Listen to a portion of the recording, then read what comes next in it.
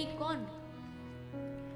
रूप भरे घूमत रहे, ठाकुर जी के रूप को अपनी आंखों में बसा के डोलता रहेगा, घूमता रहेगा। रूप भरे घूमत रहे, तन को तनिक न भान। तन का कोई होश नहीं रहता, कहीं गिर जाएगा, कहीं पड़ जाएगा, कहीं उठ जाएगा, कहीं रोएगा, कहीं हंसेगा। रूप भरे घूमत रहे, तन को तनिक न भान। नारायण दृग जल भय, यही प्रेम पहचान। नारायण दास जी लिखते हैं कि प्रेम की पहचान यही है, रूप भरे। ठाकुर जी की मस्ती में घूमता रहेगा, तन को भान नहीं रहेगा और नैनों में बस जलधारा बहती रहेगी। यही प्रेम पहचान, प्रेमी की यही पहचान है। आज गोपी रुदुहु सुस्वरम राजन, कृष्ण दर्शन लालसा। पूरा वृंदावन आज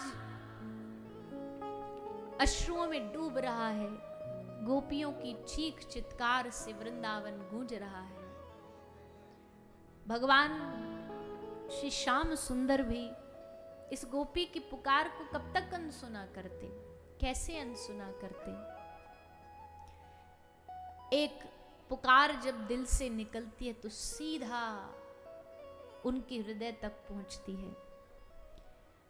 गोपी ने तो 19 श्लोकों में इतना सुंदर भाव प्रकट किया कि तासाम आविर्भुच्छोरी स्मयमान मुखाम्बुज, पीतांबरधरश्रगवी साक्षान मन्मथ मन्मथ। भगवान जो वही कोई वस्त्र की ओट लेके गोपियों को सता रहे थे, आज गोपी के भाव को अपने सामने अपने कानों से सुना तो देर नहीं लगाई और पीतांबरधरश्रगवी साक्षान मन्मथ मन्मथ, ठाकुर जी गोपियों के समूह में बीच में प्रकट हो गए। बोलिए रास बिहारी भगवान की जय। इससे सुखद क्या होगा गोपियों के लिए कि जिनके बगैर नेत्र तड़प रहे थे वो प्रभु श्याम सुंदर सामने खड़े। गोपी ने कहा अब देर मत करो, अब जो रस हमको देने के लिए यहाँ बुलाया उस परम रस का आस्वादन कर दो। एक बार भूल हो गई, एक बार फिसल गई, ये मन का और माया का कुछ नहीं पता कब भटका दे, इसलिए कुछ भूल हो हमसे, अपराध हो, उससे पहले हमको उस रस का आनंद दिलाओ। तब ठाकुर जी सब गोपियों को लेकर के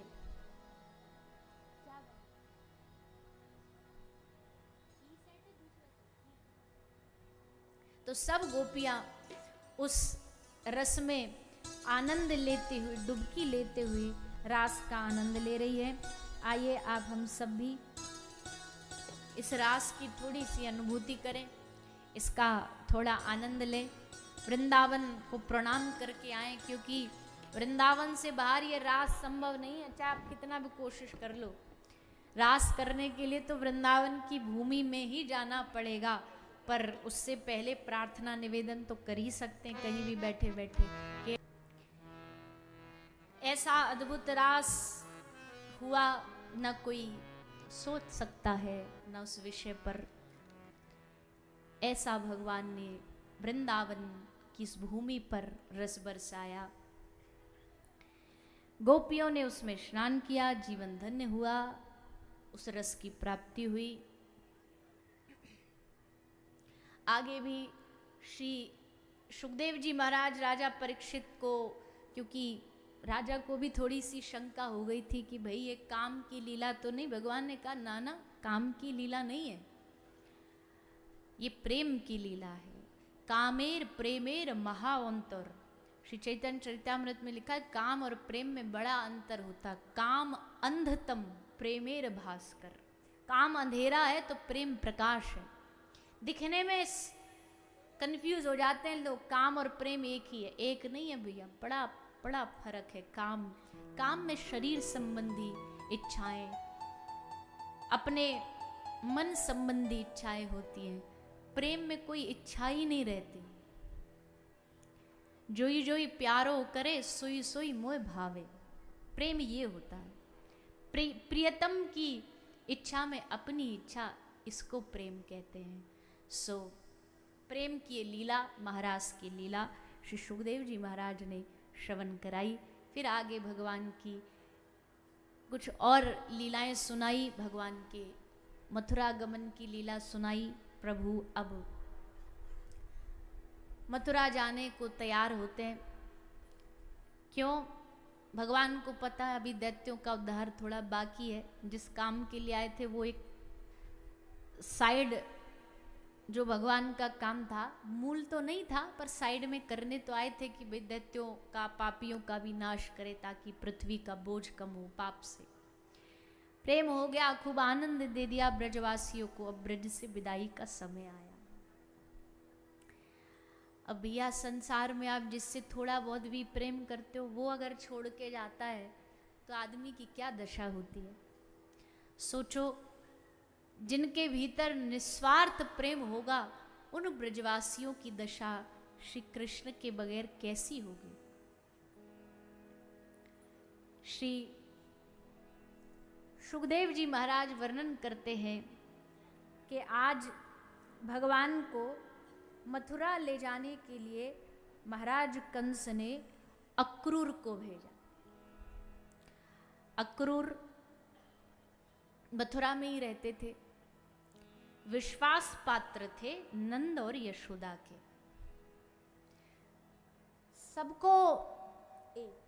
सबको पता है,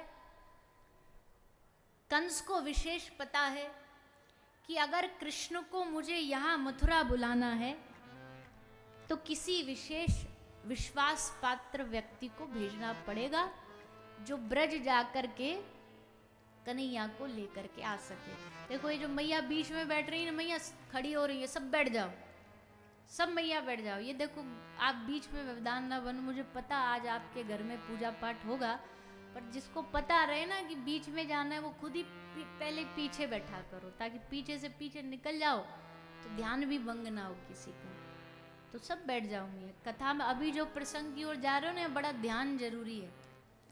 अब इधर उधर गड़बड़ करोगे तो हमारा भी ध्यान नहीं लगेगा, आपका भी नहीं लगेगा। तो थोड़ा मन यहाँ लगाओ और शांति बनाए रखो। पीछे आ रहे हैं जो लोग, पीछे ही बैठ जाओ, जिसको जहाँ जगह मिले। जबरदस्ती आगे फंसने की कोशिश मत करो। श्री अक्रूर जी महाराज कन्हैया को लेने ब्रजभूमि पधारे हैं। नंद यशोदा ने खूब स्वागत किया अक्रूर जी का। आइए प्रभु पधारिए, आप हमारे कुटिया में आए, हमारे लिए इससे बड़ी खुशखबरी क्या हो सकती है। इतने बड़े मथुरा के आप मंत्री हैं और हम गांव के लोग हैं। हमारे पास कोई विशेष सुविधा भी नहीं, कोई हम बड़े धनाढ्य भी नहीं, गैया चराने वाले ग्वारियां हैं। भैया देखो, ये जो जीवन में थोड़ा बहुत जो चीज़ों का अभाव होता है ना, चाहे वो धन का हो चाहे किसी वस्तु का, ये हमको बड़ा विनम्र बना देता है। कोई बहुत धनवान होता है तो अपने आप स्वाभाविक उसमें अभिमान आ जाता है, धन का, पद का, मान का। पर दरिद्रता जब आती है ना तो ये बड़ी सुंदर गुण लेकर के आती है कि ये व्यक्ति को विनम्र बना देती है। बात भी विनम्रता से करेगा, झुक के रहेगा सबसे। विनम्रता का गुण अपने आप दे देती है। और धन्य है वो जिनके पास भगवान ने दिया भी सब कुछ और फिर भी विनम्र है, वो तो भाई फिर प्रणाम के योग्य। विनम्र भाव से बाबा ने, मैया ने अक्रूर जी का खूब स्वागत सत्कार किया। विराजे अक्रूर जी को भोजन प्रसाद मैया ने अपने हाथों से बना के खिलाया, पवाया। अक्रूर जी ने भोजन पा लिया। फिर दोनों मैया बाबा बैठे। मैया ने थोड़ा सम्मान के कारण एक झरोके में खंभा के पीछे छुप करके खड़ी थी। नंद बाबा ने अक्रूर जी से कही, महाराज भोजन हो गया, आपका स्वागत सत्कार, अब आज्ञा करिए, कैसे पधारे आप, आने का उद्देश्य। अक्रूर जी ने कहा कि बाबा आप तो जानते हो महाराज कंस कुछ ना कुछ करते रहते हैं, कुछ ना कुछ आयोजन उत्सव करते रहते हैं। अब की बार उन्होंने एक बड़ा सुंदर मेला उत्सव किया है और उस उत्सव में महाराज कंस की इच्छा है कि जितने भारत भूमि के जितने अच्छे अच्छे बलशाली हैं, शक्तिशाली हैं, युद्ध करने वाले हैं, शक्तिमान है, सबको बुलाया जाए, मल्ल युद्ध होगा। उस उत्सव में सबको न्योता दिया गया है। और महाराज कंस ने ये न्योता आपके घर भी आपके दोनों पुत्र कृष्ण और बलराम के लिए भेजा है।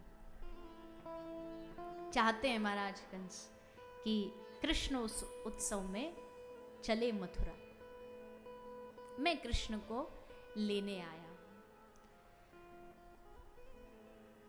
मैया यशोदा जो खंबा के पीछे खड़ी हुई थी, हाथ में उनके एक पात्र भी था, बर्तन भी था। जैसे महाराज अक्रूर ने कहा कि मैं आपके पुत्र को कृष्ण को साथ ले जाने आया हूं, मैया के हाथ से पात्र छूट गया, पात्र नीचे गिर गया। बस एक इच्छा मात्र ही है जो मन में आई ना कि कृष्ण जाएगा, बस इतने से ही मैया का शरीर रोमांचित हो कांपने लगा। आंख से झरझर अश्रुधारा बहने लगी। नंद बाबा ने कहा, अरे अक्रूर जी क्या कह रहे हैं आप? अरे योद्धाओं को बुलाओ ना, हमारे बालक कृष्ण बलराम, इनकी आयु देखो आप कितने छोटे छोटे से है, कभी यहां से ब्रज से बाहर पांव रखा नहीं। अक्रूर जी ने कहा, पांव रखेंगे अपने घर से बाहर तभी तो जीना सीखेंगे, कब तक इनको घर में रखोगे? भेजो, मथुरा शहर में जाएंगे, शहर देखेंगे, शहर के लोगों को देखेंगे, तभी तो समझ आएगी दुनियादारी क्या होती, जीवन क्या होता। भेजो इनको। पर अक्रूर क्या जाने नंद और यशोदा के भाव को। श्री यशोदा मैया वो जगह छोड़ करके उठती उठती भाग करके अपने कक्ष में महल में आ गई और सैया पे पड़ी पड़ी खूब रो रही है। कन्हैया को पता लगा कि मैया बड़ी परेशान है, उदास है। भागे भागे मैया के पास आए। यशोदा मैया ते बोले, अरे मैया तू रो रही है? अरे मैया तू ही तो मोते कहती थी कि लाला ने सुधर जा, ये चोरी चकारी छोड़ दे। अब मैया यहाँ ब्रज में रहूंगा तो चोरी बनूंगा, अब नेकाद यहाँ से बाहर निकलूंगा तभी तो जीनो सीखूंगा। और वैसे भी मैया तू कहे कि तो को राजा बननो आगे चल के, तो मैया राजा बनने के लिए तो थोड़े से गुण भी तो होने चाहिए। शहर में जाऊंगो, लोगन को देखूंगो, राजान को देखूंगो तो कछु समझ आवेगी। और मैया तू इतना क्यों परेशान है रही है? परसों की तो बात है, अक्रूर कह रहे हो कि परसों वापस आ जाएंगे, बस आज गए और परसों वापस। अपनी मैया को लाला खूब तसल्ली दे रहे हैं। पर जब घनिष्ठ प्रेम होता है ना, जब दिल का रिश्ता होता है, जब हृदय जुड़ा होता है, तो कुछ कुछ आभास पहले ही हो जाता है। मैया जान रही कि बार बार कह रहा है परसों आ जाऊंगा, परसों आ जाऊंगा, पर मैया का हृदय कह रहा है कि अभी ये वापस आने वाला नहीं है। शायद ये आखिरी बार है जब मैं इसको, कन्हैया को, अपने लाला को देख रही हूं। मैया गई, रसोई घर से एक कटोरी माखन निकाल के लाई, लाके कन्हैया को पवाना, ठाकुर जी को, लाला को माखन पवा रही है। मानो मन, दिल कह रहा है यशोदा का कि यशोदा ये आखिरी बार है, अपने लाला को जितना माखन खिला सकती है खिला ले, उसके बाद क्या पता। रोती रोती मैया पूरा रात निकल गई। और भैया यशोदा मैया की बात नहीं थी, पूरा ब्रज आज एक पलक नहीं झपका। पूरे ब्रज के लोग एक पलक ना झपक पाए। पूरी रात नंद यशोदा के घर के बाहर अंबार लग गया लोगों का, गोपियों का, ग्वालों का। अरे और तो छोड़ो, छोटी छोटी गैया के बछड़ा, गौ माता सब नंद महल के बाहर खड़े होकर के पूरी रात रोते रहे कि कैसे कुछ भी हो जाए हम ना जान देंगे अपने लाला को, ऐसे कैसे चला जाएगा हमको छोड़ के। अरे हमने प्रेम किया, हमसे यारी करी। पूरी रात सब हाथ जोड़ के मांग रहे हैं चंद्रमा, सूर्य देवता से, हे सूर्य देवता तुम सुबह उदय मत होना, क्योंकि तुम उदय होगे तो हमारे जीवन का सूर्य अस्त हो जाएगा, हमारा लाला छोड़ के चला जाए, कुछ भी हो जाए।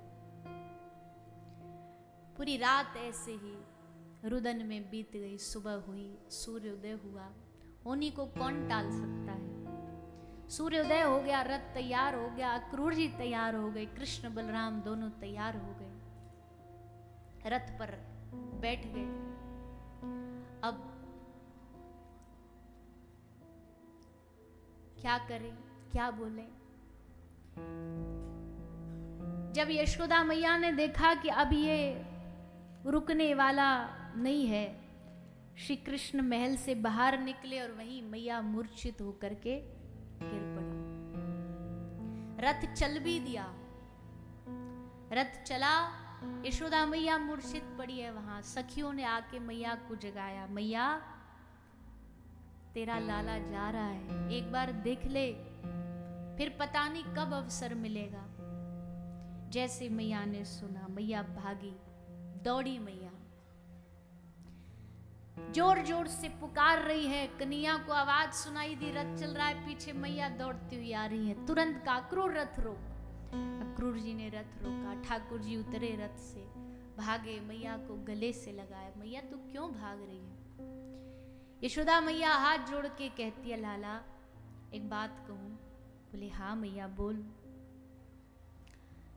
कल जब अक्रूर लेने आया, मैं सारी बातें छुप के सुन रही थी। अक्रूर ने सब बात कही, मैं सुनती रही, पर एक बात कही जिसने मेरा हृदय एकदम चीर दिया। ये अक्रूर बोला कि तू मेरा लाला नहीं है, तू देवकी का लाला है। तेरी माँ मैं नहीं हूं, तेरी मैया देवकी है, तूने देवकी के गर्भ से जन्म लिया है। यशोदा मैया कहती लिया होगा, मैं कहाँ मना करती हूँ, देवकी के गर्भ से हो सकता तूने जन्म लिया होगा, पर मैं इतना वादा करती हूँ कि लाला मैंने तुझे कभी पराया नहीं समझा, हमेशा तुझको माँ, जो एक माँ का वात्सल्य होता उसी भाव से प्यार किया। फिर भी कहीं तेरे मन में ये बात ना आ जाए, अक्रूर तुझे भी बताएगा, पर कहीं तेरे मन में, क्योंकि कहीं तुझे लगे हाँ तभी तो यशोदा मैया ने मुझे रस्सी से बांध दिया था क्योंकि मेरी माँ नहीं थी ना, ऐसा मत सोचना। और कोई भी भूल मैंने कभी तुझे डांटा, कभी तुझे बांधा, तो आज उस बात को यही छोड़ करके अपनी मैया को क्षमा कर दे। ठाकुर जी यशोदा मैया की ओर देख देख के खूब रोए, हाथ जोड़ के बोले मैया तू माफ करने की बात कर रही है, तू क्षमा करने की बात कर रही है, मैं भूल ना जाऊं ये बात कर रही है मैया। ये कन्हैया सारे जीवन जी कर के तेरे प्रेम का ऋण उतारना चाहे न तो कभी उतार नहीं सकता। मैं खुद को भूल जाऊं पर मैया तुझे कैसे भूल सकता हूं, ये कैसे संभव है, तू सोच भी कैसे सकती है। मैया कहती है लाला बस जल्दी आना। ठाकुर जी निकल पड़े आगे। महाराज क्या कहें, गोपियों का झुंड की झुंड खड़ा है रथ के सामने, कैसे जाने दे अपने प्राण को। कोई अपने प्राणों को जाने देता भला, अपनी श्वास को अपने से दूर करता है, पर कुछ कर भी तो नहीं सकते, कुछ हाथ में भी तो नहीं इन ब्रजवासियों को। हाँ एक बात जानते हैं, अच्छा तुमको दूर जाने में सुख तो यही सही, तुम्हारे सुख में हमारा सुख।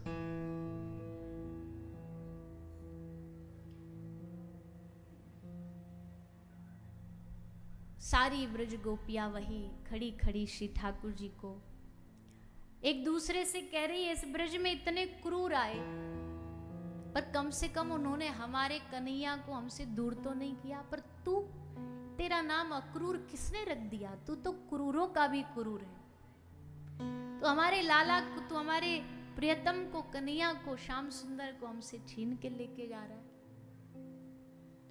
तू अक्रूर नहीं, तू क्रूर है। ठाकुर जी ने कहा तुम सब यहां खड़ी हो, पर हमारी श्री किशोरी जी कहीं दिखाई नहीं दे रही।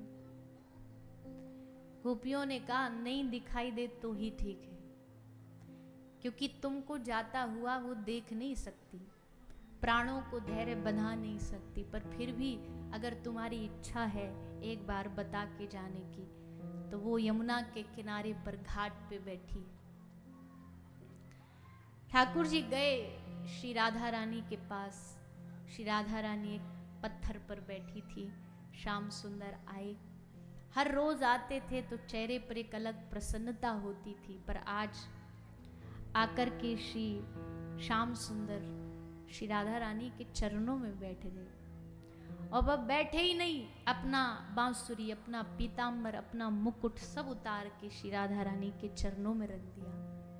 जब कभी कोई आदमी एकदम कर्जा उतारने में असमर्थ हो जाता ना, तो उसके पास कोई रास्ता बचता नहीं, वो अपनी पाग उतार के चरणों में रख देता कि अब हमें क्षमा करो। ठाकुर जी ने कहा कोई ब्रज के प्रेम को इसको कहे कि इसका ऋण में उतार नहीं सकता, इसलिए अपने सम्मान, अपने मुकुट को आपके चरणों में रखता हूं। हे श्री जी, जानती तो है श्री जी, क्योंकि पूर्व में जब गोलोक से आए थे दोनों, तो इसी बात को समझ के आए थे कि इस अवतार में विरह होगा, बिछड़ना होगा। श्री जी ने बस टेढ़ी नजर से श्याम सुंदर को देख करके बस इतना कहा कि जा रहे हो। उत्तर नहीं था कृष्ण के पास कुछ भी, चुप बैठे रहे। बस इतना ही कहा कि हे श्री राधे, मैं तुम्हारे प्रेम का गुनहगार हूं, लेकिन अब इस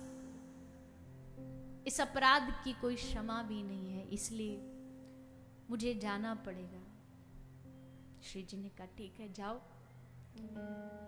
पर याद के लिए ठाकुर जी कहते हैं हम तुमको एक, आपको अपनी सबसे प्रिय धरोहर दे करके जाना चाहता हूं। क्या? बांसुरी। अब क्योंकि इसका ब्रज से बाहर कोई काम नहीं है, ये वहीं बजती है जहां प्रेम होता है। मथुरा में इस बांसुरी का क्या काम? इसको आप रखो और जब हमारी याद आए इसको बजा देना। श्री राधा रानी ने हंस के कहा फिर तो ये कभी नहीं बजेगी। क्यों नहीं बजेगी? आपने कहा जब याद आए तब बजा देना।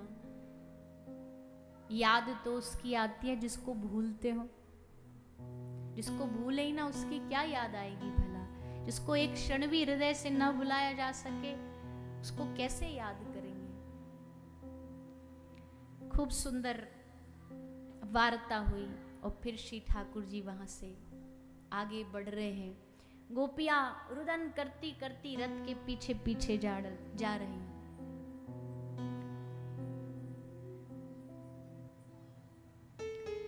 सबने ठाकुर जी को विदा किया।